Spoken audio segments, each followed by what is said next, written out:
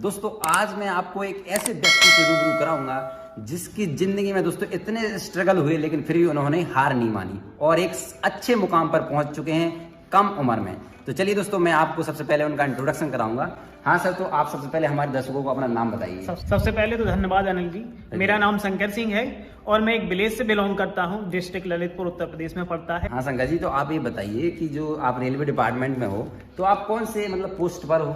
मैं railway department group C में अभी वर्तमान में जो टेक्निकल डिपार्टमेंट है हमारा इलेक्ट्रिकल में हूँ। इससे पहले मैं रेलवे ग्रुप डी में भी रहा हूँ। अच्छा, मैंने कुछ महीने वहाँ पर भी जॉब की है। हाँ सर, तो ये बताइए जो आपने टेक्नीशियन ग्रुप सी में कर रहे हो आप वर्क, तो इसके लिए क्वालिफिकेशन क्या चाहिए पड़ती है? जो कि हमारे दर्शक हैं कुछ स्टूडेंट होंगे तो उनकी रिक्वायरमेंट होती है कि क्या क्वालिफिकेशन और कैसे फॉर्म भरें, क्या सब? बिल्कुल अनिल जी, इसके लिए मिनिमम आपकी क्वालिफिकेशन ITI होनी चाहिए, यानी कि हाई स्कूल प्लस ITI। इसमें कोई भी परसेंटेज आपकी मैटर नहीं करती है। अच्छा। कि आपका हाई स्कूल में परसेंटेज कितना है या ITI में परसेंटेज कितना है। आपका ऑनलाइन फॉर्म आता है, RRB के माध्यम से आता है।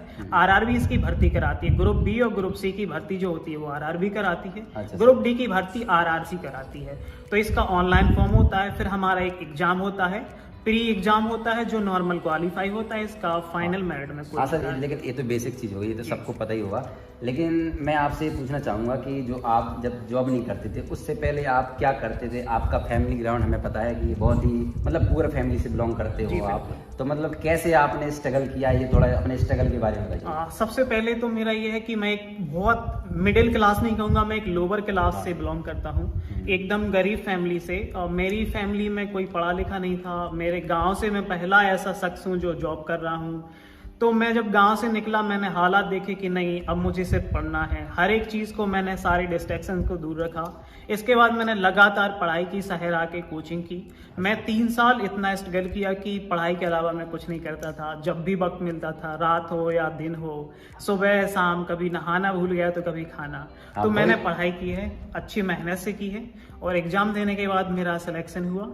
तो बहुत अच्छी बात है सर, आपको बहुत बहुत बधाई हो कि आप इतनी अच्छी पोस्ट पर वर्क कर रहे हो। ग्रुप सी भी एक अच्छी पोस्ट होती है रेलवे डिपार्टमेंट में। तो सर ये बताइए कि कुछ बच्चे होते हैं उनको थोड़ा डाउट रहता है कि जब जॉब लगती है, यानी कि अपना नाम आ जाए, मेरिट में नाम आ जाए, तो उनके कुछ DV से रिलेटेड और क्या बोलते हैं इसके ज्वाइनिंग से रिलेटेड और मेडिकल से रिलेटेड कुछ डाउट रहते हैं। तो आप बताइए DV में क्या क्या रिक्वायरमेंट रहती है? डॉक्यूमेंट वेरिफिकेशन में जैसे कि आपका मिनिमम क्वालिफिकेशन जो होती है अनिल जी। हाँ। जैसे कि मैंने अभी बताया कि ग्रुप सी जो आप टेक्नीशियन पोस्ट पे, ये लोको पायलट टेक्नीशियन दोनों एक साथ वैकेंसी निकलती है। अच्छा। इसमें आपकी जो क्वालिफिकेशन आपने लगाई हुई है, जो फॉर्म फिल करते टाइम आपने जो भी डेटा दिया होता है, जैसे कि आधार कार्ड हो गया आपका, वो वेरीफाई होगा। अच्छा। आपका पैन कार्ड वेरीफाई होगा, आपकी जो मार्कशीट होंगी हाई स्कूल इंटर की, और आपने अगर ग्रेजुएशन ऐड की है तो ग्रेजुएशन की भी आपकी वेरिफिकेशन होगा, ITI का वेरिफिकेशन होगा।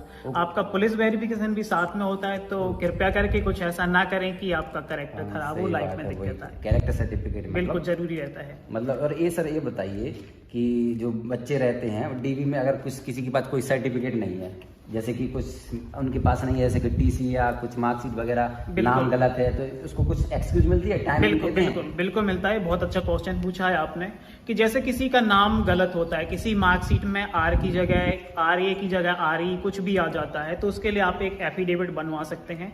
कचहरी से आप एफिडेविट लगा सकते हैं, अपना टाइम ले सकते हैं एक्सटेंशन के लिए, एप्लीकेशन दे सकते हैं कि मेरे से गलती हो। रेलवे वाकई आपको टाइम देता है कि आप बाद में ज्वाइन कर सकते हैं। आप अगर कहीं जॉब भी कर रहे हैं तो उसके लिए भी आपको टाइम मिलता है रेलवे। तो देखिए दोस्तों, अगर किसी को ये दिक्कत हो, डॉक्यूमेंट्स की प्रॉब्लम आ रही हो, तो आपको एक एक्सटेंशन के तौर पर टाइम दिया जाता है। आप उसके अंतर्गत में करा लो डॉक्यूमेंट, वो भी अपना सर्टिफिकेट बनवा लो और बाकी दोबारा दे दो तो हो जाता है, कोई दिक्कत नहीं आती है। तो सर ये बताइए, और मेडिकल से रिलेटेड भी क्वेश्चन रहते हैं बच्चों के, मेडिकल में क्या क्या होता है? बिल्कुल, अगर आप लोको टेक्नीशियन दोनों के लिए आप एलिजिबल हो तो आपका A1 होता है आपका मेडिकल।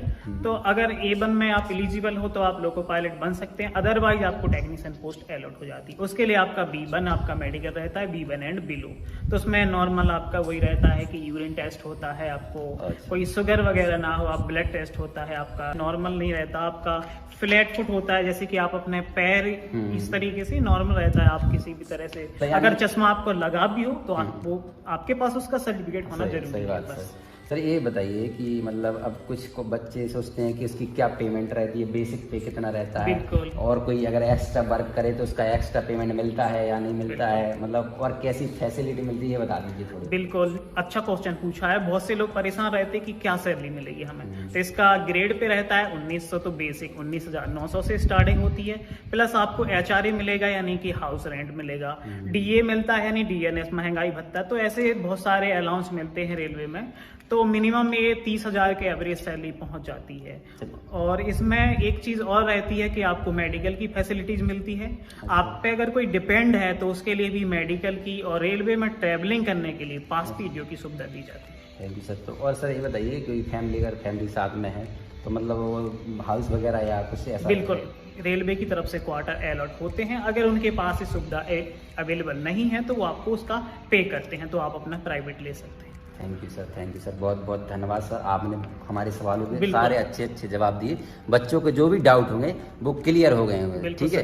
तो सर आप लास्ट में आपसे कुछ ऐसा पूछना चाहेंगे जिससे कि कुछ बच्चों को एडवाइस देना चाहे तो आप, जो भी मतलब एस्पिरेंट है जो तैयारी कर रहे हैं, तो उनके लिए कुछ एक एडवाइस दे दीजिए। देखिए ये कोई बहुत बड़ा वो नहीं है जिसे हम डिलेमा बना लेते हैं कि यार गवर्नमेंट जॉब।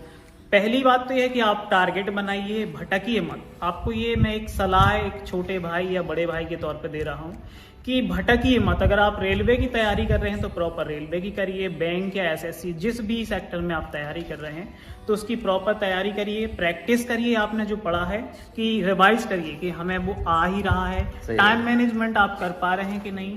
ट्रिक्स आपको, जैसे कि मैथ की ट्रिक सॉल्व तो सब कर लेते हैं, बिल्कुल अनिल जी सब, लेकिन प्रॉब्लम ये आती है कि टाइम मैनेज नहीं हो पाता। उसके लिए मेरा चैनल है, तो उसमें आपको जैसे कि ट्रिक्स हो गई, मैथ की, जीके की ट्रिक हो गई, शॉर्ट फॉर्मूले हो गए, इस तरीके से आपको हेल्प मिल जाती है कि आप आगे बढ़ पाएं और अपना सिलेक्शन ले पाएं। तो धन्यवाद, बहुत बहुत धन्यवाद सर जी, जो आपने अपना इम्पोर्टेंट टाइम निकाल के हमारे चैनल पर आए और दर्शकों का, कुछ जो भी विद्यार्थी होंगे उनके लिए इम्पोर्टेंट आपने सूचना दी है, तो उनके लिए बहुत बहुत थैंक यू, हमारे चैनल की तरफ से थैंक यू।